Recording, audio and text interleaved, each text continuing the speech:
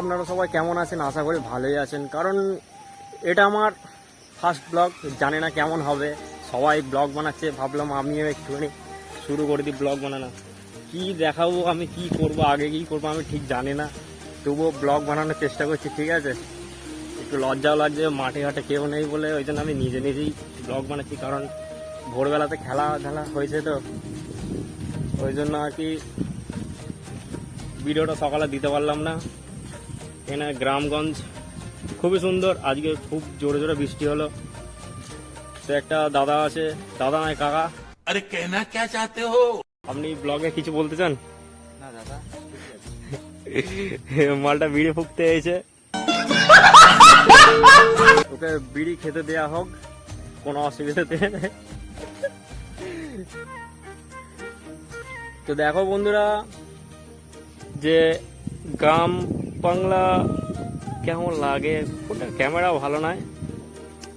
জানি না বন্ধুরা কতটুকু ব্লগটা সুন্দর হবে, আমি জানি না। প্রথমবার আসছি, ধীরে ধীরে হবে। আপনারা একটু ভালোবাসা দেবেন, একটু সাপোর্ট করবেন।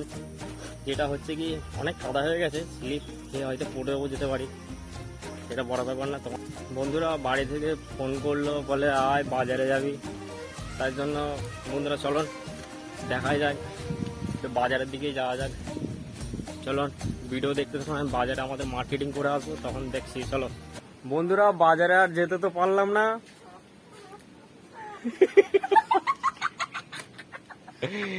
এরা আমার ভিডিও থেকে হাসছে, ভাবছে পাগলা হয়ে গেছে।